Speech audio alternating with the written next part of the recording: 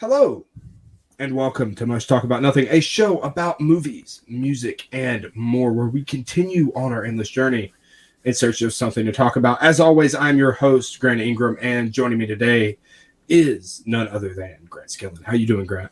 I'm doing good. I'm officially a college student now, so I'm getting old, but good. Yeah.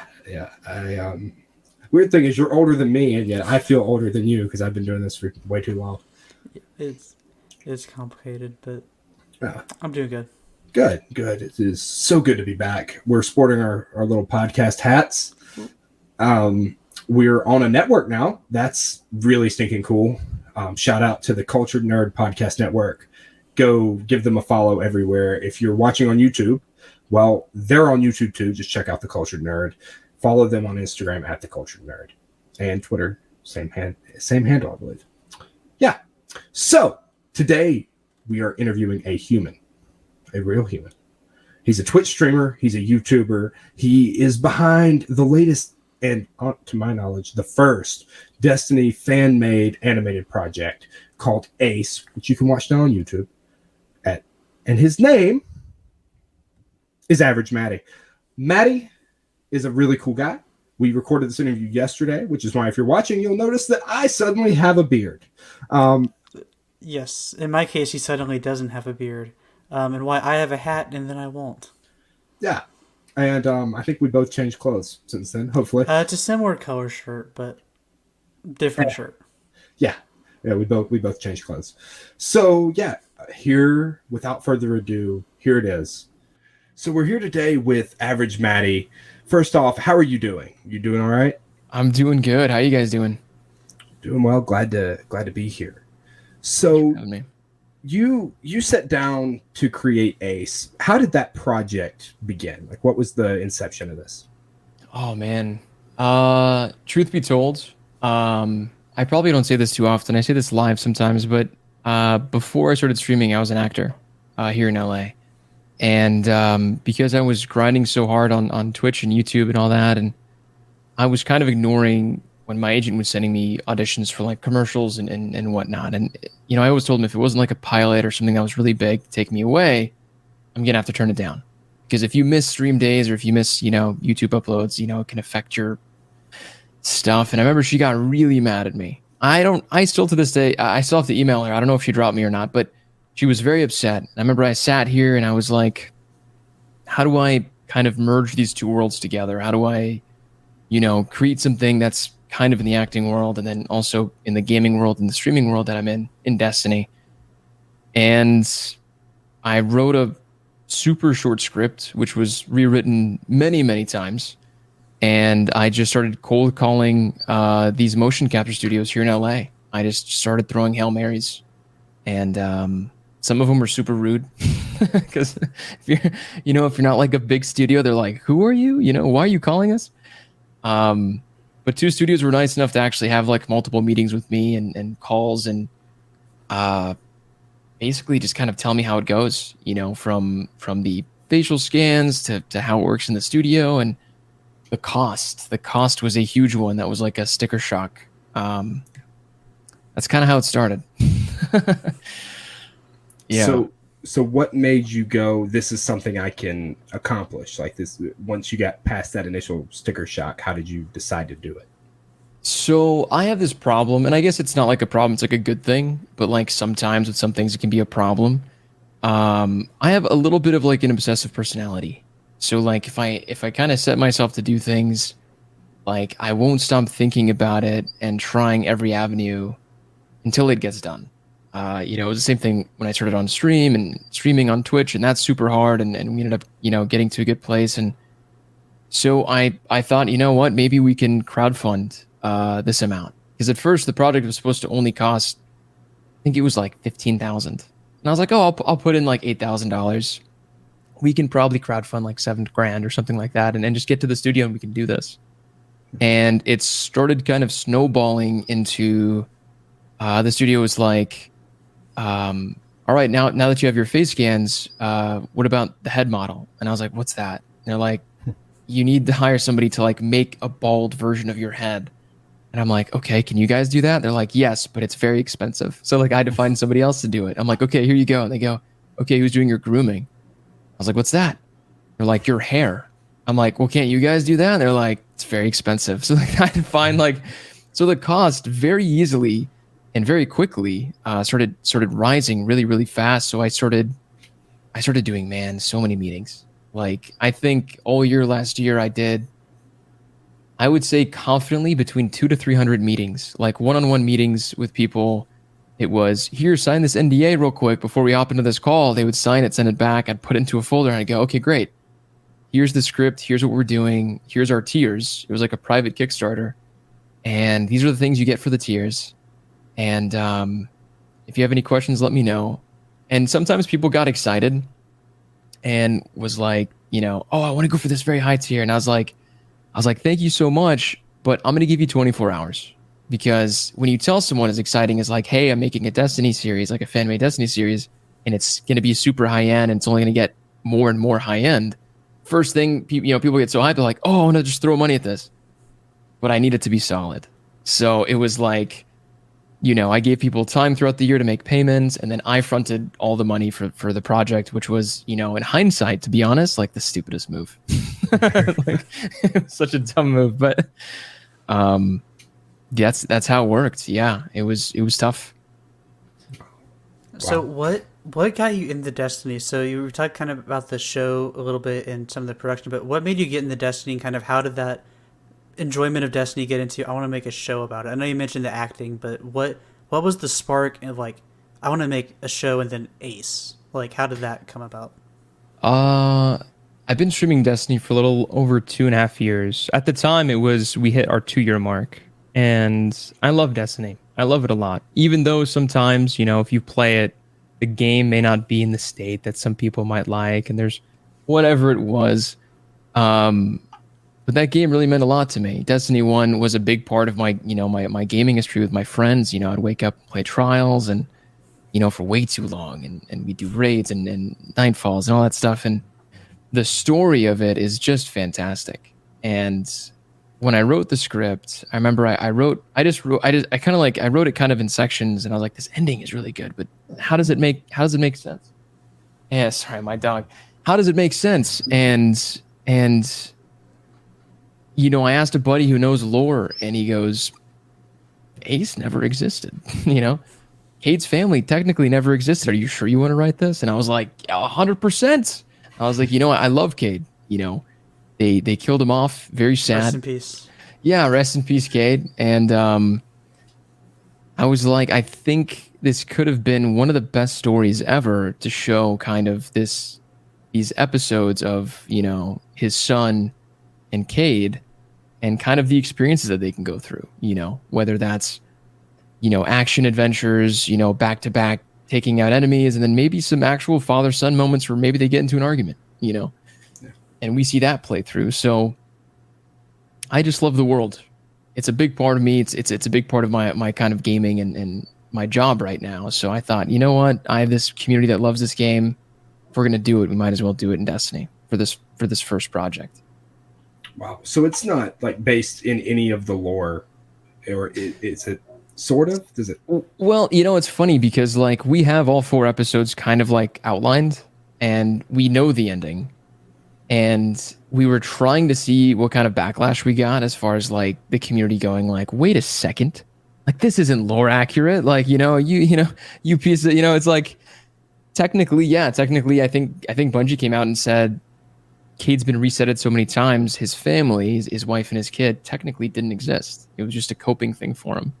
So I kind of took that and I wrote this script. Technically, we could still make this lore accurate at the end, but I kind of want to go with the story that we're going to tell, more or less. Yeah. I guess you could say, this was a false memory or whatever, but I really like what I've seen thus far. I appreciate that. Yeah. I mean, it was a crazy project. We hit probably every bump that we possibly could have making it. And to the point where, I know some people said that it was kind of short. We actually had to take out 3 minutes from the episode semi-last minute that we're going to be releasing later to kind of show a little bit more story. But I'm really excited to kind of get the second one off the ground. Hopefully we can. because we're trying to get funding for it now. How is that going? Or is it looking like we'll see more, or is it kind of? Well, I mean, like I said, man, I won't stop until it happens, but it's tough, dude. I mean, the budgeting for the second episode is roughly around 160,000, right? Wow. If we were going to make a 20-minute episode, and it sounds crazy because, you say, oh, we're trying to make this fan-made project, and a 20-minute episode, not including credits, will cost 160,000. If you break it down, it's like, it'll take 2.5 days at a studio. We have this absolute legend that we actually brought onto the team. His name is Richard Dorton. If you guys don't know who he is, he's the mocap man. He's been doing it for 20 years. He's been in every game. He teaches how to actually be in a motion capture suit, and he has classes. He's just so legendary. And we threw a Hail Mary. I emailed him, and we had a Zoom, and he was super excited to come on board. So we have him. We have 2 new characters for the second episode. We have a full stunt choreography team, like a fight choreography stunt team of like 3 people. So it's like a good amount of people. We have to bring on 2 animators, and we have a composer, we have an audio engineer, and we have all these things that we have to kind of get done, and especially the face scans. That's kind of the chunk of it. We finish the face scans, we send it to a studio that just works on face realism, because we didn't have all of them for the first project. So like my face looked good, but it didn't look like that uncanny valley kind of look that we're going to be achieving for the second one. Wow. Yeah, I can see how when you start, it's like, why would it be that much money for a 20-minute episode? But when you start just every single piece that goes into it, you go, okay, that makes sense and that makes sense. Animation is just so expensive. It's so exciting because there's so much you can do with it, but it is so hyper expensive, But after that first day at the studio, it was addicting. We suited up. They were putting the dots on my face. We were doing some scenes, and I looked around. I was like, I can't believe we're doing this. I was like, this is the coolest thing ever. Yeah. So have you heard anything from Bungie? Have they reached out to you? Have you gotten any sort of traction there? No. We were all holding our breaths. Throughout the year, I think I sent like 9 emails to Bungie, to their licensing team and to their PR team, and I tried to get like an open communication from somebody, but I couldn't. I just couldn't. And when this came out, we were all super worried. I was like before I wasn't that worried, but again, as we got closer, I'm like, do you think like they'll sue us over this? And like people started getting scared, and it was one of those things that's like, I hope they've seen it. I hope they've seen it, and I hope they love it, and I hope it's almost like a love letter to like, we went through all this just for you guys. Hopefully you guys like it, you guys in the community. But I haven't heard anything. We did submit it for Movie of the Week, so I guess this coming TWAB Thursday, if it wins, maybe they'll say something. But like, I'm still kind of scared. Yeah, I'm sure you've got a better chance than most. Like, you never know when it comes to Movie of the Week. It could be. I mean, personally, I submitted, playing the cowbell in the tower. I don't know how the You are a direct competitor now. Yeah. All right, thank you, Grant. Yeah, you're gonna ruin this for me. To clear the record, this Grant, not me. Yeah. Grant right here. Yeah. So, I guess another thing I'm kind of curious about. How did you, like, a lot of these voices and these characters are so iconic. How did you go about recreating, Ikora and Cade? How did you do that? That was super tough. So like in the beginning of the project, I, was dumb and I thought we could do anything. So I reached out to Lance Riddick and Nolan North, and their agents like came back and they were like, what are you doing? And I was like, oh, I wanted to see, what their day rate would be. I just needed to read like literally a few lines. Like just a couple of words. And then, and they were like, did Bungie give you the okay for this? And I was like, well, no, not yet. They will. And he was like, come back with that. So then we kind of had to get more creative. And with the voice of Ikora, funny enough, I found a voice actress on Fiverr. I used Fiverr for so many things. And she sounded great. And when it came to Ghost, I'm a big fan of Dinklebot, so someone in my community had this amazing voice. I've been telling him that he should submit to voiceover agencies, and I used him for this project, and I loved it. And funny enough, a friend of mine, other content creator, his name is MP Edits. he has kind of this like weird twang in his voice. And we were playing one night and I was hearing him and he said something and I was like, wait a second. I was like, you kind of sort of sound like Kate a little bit. I'm like, can you send me some voice lines? And he like was not happy about it. Like his recording is like, all right, Matty, like this is me doing Cade. I don't think I sound like him, but I'm doing this for you, so here you go. And like he like sent me some stuff. I'm like, no, this is actually really good. This is perfect. Wow. So I'm hoping we can kind of work that into the second episode because Cade definitely has a lot more lines, and hopefully we can get it to sound just about right. Yeah, I'm looking forward to seeing Cade alive again. Me too. Yeah. I don't know if much of our audience are Destiny fans, but for anyone who is and doesn't know who Dinklebot is, Peter Dinklage was the original voice of the Ghost, and was very, very monotone. And Nolan North, in my opinion, does a better Ghost, but Dinklebot is just a legend. It's just a nostalgia thing. Yeah, we've woken the hive. Yeah, I guess it was like monotone, but he was my bot, you know. Yeah, I mean mine too, but it's what happens when you pick up a telephone and call in the role. Like it's yeah, I guess I just like created so many memories in Destiny 1 when he was the Ghost that like when they switched I just never accepted it. And I enjoyed it too, but I think looking back I'm like I think Nolan North probably does a better voice for the Ghost. He's so talented. What's weirder is how iconic Dinklage became, though he was only the Ghost for like, 6 months, a year max? Mm-hmm. Yeah. I think it was because of the spike of Destiny 1 at that time. Like, so many people played. It was such in a good spot that, like, everyone kind of, like, adopted that, you know? Yeah.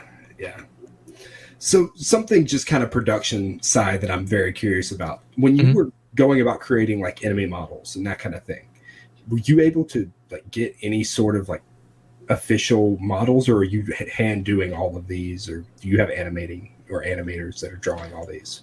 I think we ripped them. I don't know if I can get in trouble for saying that, but what we did was we used, so like there was this Discord that has like a bunch of like Destiny models, and I don't know if somebody made those or like if they ripped them. But like we used some of those and then we added like a bunch of texture for that. So there's like that night in the intro, our animator Ninkin like spends so long like retexturizing and kind of making it look a little more realistic. The Hive Ghost coming up, obviously the actual Hive and the Cabal. So yeah, I think that was just ripped and then we retextured them all to make them look a little I hope this doesn't sound like insulting to Bungie, but like we just made it look a little better. You know what I mean? Like texture wise. I mean, it goes from having to be a game to now it's a kind of a movie type thing. It makes sense. Exactly. Yeah, I was like worried that would come off like we ripped it, we made it better. You know, we made it movie quality. Yeah, exactly. We try to make it look as good as humanly possible, which is fun. Yeah, that was actually the whole reason I was asking. I'm like, holy crud, these guys did a phenomenal job. Yeah. I know with the second one, we were talking about getting Ace's, like, doing, like, custom armor for Ace. Because, like, we had some issues initially with the armor, and we have to redo the hair because the hair was giving us issues for, like, 8 months. Like, it was a pain in the butt. But, yeah, it was... I think that's yeah. How long did it actually take to do from, start of production to now? So exactly a year ago, I was sitting here and I was writing the script and I was doing the calls. I think it was at the end of January, I found out the costs from the studio, and from February, the beginning of February to almost the end of February, I was just doing meeting after meeting every day. And eventually I think we got 20K pledged. And I was like, okay, the studio wants 28,000 and change for 12 hours and the face scans. And I was like, okay, cool. Like, yeah, we got this. Like, if we got like this much in just like a month, we'll definitely be able to get the 8K. Easy. What could go wrong? What could go? Oh my God. Yeah. So we ended up fronting the money for the studio. We went right away and we ended up going to the studio at the end of April. And it was just a day. Again, like I got there at like 8 a.m. I think from like 8 to 10, I was in this big cage with all these, cameras. And then we were only there for 2 hours because we could only afford 15 out of the 50 scans because it was super expensive to be there. And then we spent like another 12 hours going to the actual studio, which was like in the door over it. Like there was like a door that just led to the studio, suited up, got all the scenes ready, got all the sets ready, and started pumping out these scenes. I think it took another 6 to 7 weeks to actually get all of those files back from the studio, because like we needed to get the face rigged from one studio, send it back, and there were some issues, and like there always is. I think we finally got all the files by the end of July, maybe, and then the night before the release at like 3-4 in the morning is when we finished. Wow. Like, it was bad. It was super, super scary. A lot of tense moments. But like, yeah, like literally just a few hours before we released it, it was done. Wow. That's a long time, but it also seems like a surprisingly like short time for that, like that quality. Yeah, like I said, we hit so many bumps. We went from 2 animators to 1 animator, and we had to cut these scenes out, and then 1 animator had to like pick up the fight sequence, like that fight sequence right before Ace gets like blown up by a ship. Mm-hmm.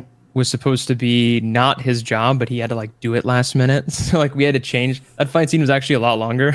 It was like this whole thing that we did. So it's like we kind of had to improvise, and we had this important kind of moment. I think it was like in December, and it was like we either need to find $3,000 and push this back to March and make this and do all the scenes, or we release this in January and we release it as is, and we hope that everybody loves it, and it's almost like a catalyst to allow us to kind of get the second episode funded. Yeah, because the second episode we can finally do it how we wanted to, as high end as we wanted to, with the face scans and the realism and a couple more animators for sure.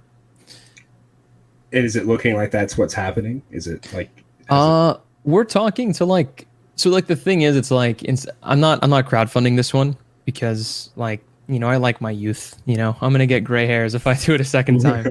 So I want to try to find like 5 or 6 major investors that want to invest in our production company, Dream Big Productions. And so that we only have 6 people that we have to like talk to. So like if someone's in at like 50K and we have someone at like 25, then someone at whatever it might be, I'm talking to someone right now that could possibly fund the second episode. I don't know. He's like, yeah, throw me a number and I'll see if I can do it. And I'm like, so, hopes are high, but we're either going to get funded right away or it's going to take a few months. Because, gathering up, the plan was to gather up like 120,000 from investors and then kickstart the last chunk, which I think could be pretty easy. So once we can do that, I think it'd be a lot easier to get 3 and 4 done. And cheaper. Right, because once you get all those face scans, you don't have to buy those again. And and those are super, like, it's going to cost us like, I think like 40 or 50K just to get those done. Gosh. It's face scans, and then we send it to a studio that specializes in just face animation, so they're going to make it just look as real as me and you speaking, Wow. But once we have that, so then we can do a lot with it. Yeah. Get that cost out of the way, and then you're okay. Yeah, and then episode three being like we want to make it like 45 minutes long, like a really long episode. That should only cost like, don't quote me on this because I'm just gonna throw out a number, but that could only cost like 80,000 or something, and be longer and be that same kind of great quality. So it's like I think we can do it, but it's it's scary. You have a lot of the upfront costs that are making it more expensive for the first couple, and then it kind of just goes back down. Like, okay, it gets easier. Yeah, exactly. And I can't afford to front the money again because I think I'm still like $13,000 like in debt. Not like it's not like I'm like negative 13K in the bank, but there's 13K I put into the project that like I'm definitely not getting back. So it's like I don't want to like go to the second episode and do what I did with this first one. It's like, oh, we need a storyboard. Yeah, we need that for investors. And like, oh, we need this. Like, yeah, okay, I'll just pay that real quick. And like it adds up 4 presentations. And now it's like hey, we did this first episode. Like that's like, hey, here's the link to the YouTube video. Like this is what we did on a relatively small budget, like not knowing a thing, like just freestyling the whole thing basically. Yeah, and it's incredibly impressive. I appreciate that. I really do. Yeah. So you mentioned your production company, Dream Big. Are there, like, once you get all this done, hopefully, has there been talks about Dream Big becoming something bigger than that? Are you dreaming bigger? Yeah. So the idea was two roads. It was, we can do these episodes and we now have the street cred to go, this is what we can do, right? We were going to submit it to like film festivals, like obviously ones that don't like pay, because I'm not trying to like get in trouble or do this for money, but kind of get like enough street cred. So it's like, hey, we did these amazing projects and then we can write our own original movie, animated movie. And I said this before and people were like, in Destiny? And I'm like, no. Our own original movie and our own story that we'll make up and film it. And then we'll try to pitch it to like Netflix or Amazon or whoever would want to pick it up. The second option would be, obviously, and we're still kind of waiting for this, it's Bungie reaches out and they go, hey, this first episode was really great, but never do it again, right? Which then we'd still do the second project, but it would be either in another game. Like, for example, like I'm a huge Silent Hill fan, huge BioShock fan. Just basically any game that has this incredible story, we would try reaching out to the developers and be like, hey, is it okay if we make like this fan-made project, like a 30-minute short film in your universe? And we'd want to do like one or two of those with the budget that we're thinking, just so we can show how high quality we can make it. Yeah. And then do the movie. And then do our own original movie. So yeah, hope sort of keep going. Yeah. Yeah, so you're trying to get into like actual like film production. That's really cool. I think it'd be fun. I mean, why not, right? Yeah. It's not that hard, you know. It's the only thing, and I feel like this is stupid to say, but the only thing that stops you is just money, right? Because like we have the drive for it. We have these talented people that are on our team working on this, and it's like we can make these really epic stories that I think everyone wants to watch, but funding, you know. Yeah. So money is a problem. Yeah, it can be a barrier. Yeah. And the way you're talking about it is just crazy to me. Like the third episode could only cost $80,000. Like I'm scoffing over $100 on a T-shirt like line. It could only be $80,000.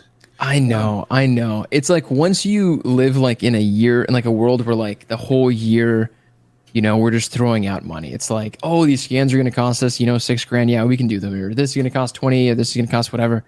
Once you start realizing how expensive like animation is, the bar is so low but so high. So like the lowest thing is like $20,000. You're like, yeah, that makes sense. You know what I'm saying? Yeah. It's like gas prices, right? Like you tell someone like 20 years ago gas is like $6 now, they're like, what? You know, like you tell them $6 is a good deal and they think you're crazy. Yeah, like I drove 45 minutes to Costco to get this gas. They're like, you're like, gosh. So yeah. Once you see like the chart, you know, the budgeting, you know, sheet that I had to make, it all kind of makes sense. Like there's no way to like get around it.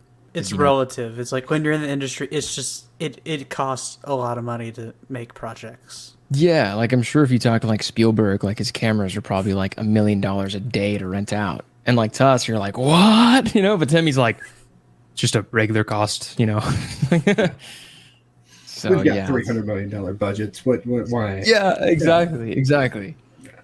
So yeah, it's all very expensive, but in the big view of things, if we were to do this like IRL, like live action, it would have been way more expensive. Because then we actually have to have like those nice Alexa cameras and like a crew and like, you know, what is it?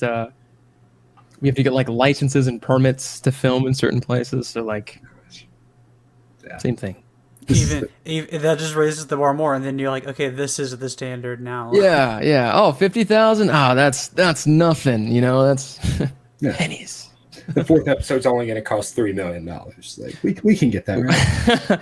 Well, we did the budgeting to get episode 2, 3, and 4 done, and it was around 350. You know, wow. And when you say it like that, you know, because here in LA, I used to work for this producer and director.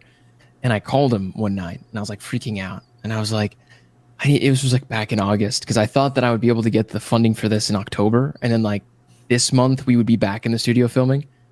I was like, Jeff, like I don't know what to do, man. How do I pitch this? And he goes, how much is your next episode? I'm like 150. And he's like, well, how much is the whole like season, like the whole thing you're doing? And I'm like, well, I don't know. And he goes, well, no, find out. Because when you pitch someone who like, when you talk to someone who has a bunch of money and they invest into movie projects, they don't care about what your next episode costs. They want to know what your whole project costs. Yeah. And I'm like, and it's easier to get funding for an entire project like that versus, you know, doing one episode and then scurrying, trying to get the next one and then scurrying to get the third episode. So it's interesting seeing it from like that perspective. So like now, you know, I try to tell people, well, the whole series is going to cost $350,000, but right now we're looking at 150. And I mean, kind of like soothes it a little bit, right? Yeah. You give the higher number then, but right now it's only. Yeah, I'm gonna slap you right now, but later I'm gonna punch you. So it's like, you know, that good stuff. Not sure what just happened there. We're gonna fix that. Yeah. So I guess another thing I was really kind of curious about when you set all this up and you put all this in motion, you're telling these investors, hey, we need, you know, this amount of money, but you're not, I'm assuming, not making any money off of this because it is Bungie's IP. Yeah. What do you give back? What is the draw for this? Like, what do I get out of this? No, like what are you giving your investors? What entices them to So when we're talking about the second, third, and fourth episode, obviously more money is coming in. It's not like what we did with the first one where backers get like, you know, either merch or they get like the shout out or they get a producer credit or whatever it is. So right now I'm kind of negotiating like, and this is something that we're never going to do again. But it's basically just like points in the company. So it's basically like percentages. So it's like, hey, this is our plan now. This is our plan after this. Things are going to get really big really fast if we can get this done. And you can be a part of that with us. And it's only for those that kind of invested in us like here in the beginning. Because like I can just put this on Kickstarter and wait a long time and eventually get the funding, right? And it's going to get done. And then our production company is going to move forward and we're going to get the third one done and the fourth one done. Eventually we'll try to get, you know, our own original movie made. And it's like, if you believe in us and you see this passion, you see this drive, and you see, you know, this just absolute obsession to try to make the most amazing visuals and story that we can, then hop on board, you know? So basically it's just percentages in the company. We're trying to bring people on to kind of build our base. Yeah. That makes a lot of sense. I just wanted to ask in case there's somebody out there watching who, you know, just has $350,000 lying around. Hey, man, here in LA, it's like people will just like forget about that, you know? I could buy a Lamborghini. I could make this Destiny thing happen. That's what I spent on breakfast last month, you know? Just Wow. Yeah. So I personally have kind of asked everything I had to ask. Grant, do you have any more questions? I don't know about Ace, but I guess the last thing would just be, do you want to tell us a little bit about your YouTube channel and your Twitch and kind of what all you do related to Destiny on those? Yeah, you know, it's actually funny you ask. So I started playing Destiny 2.5 years ago, and we built this amazing community. Like, we couldn't have done this first project without them. They were extremely generous. A lot of them helped me out in such big ways.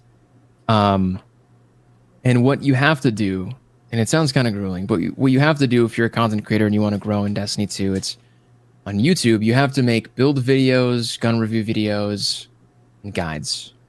Mm-hmm. And everyone's doing the same thing. Like, if you go Destiny 2, like on YouTube, you're going to see like build videos, gun review videos, like guides. And like, that is the only, and then like, you know, some trials games that are like all the same, you know? Mm-hmm. And I got to a point where I like lost it, man. Like, you know, like when you see like the cartoon, like their eyes kind of like flinching, you know, like I was like losing my mind.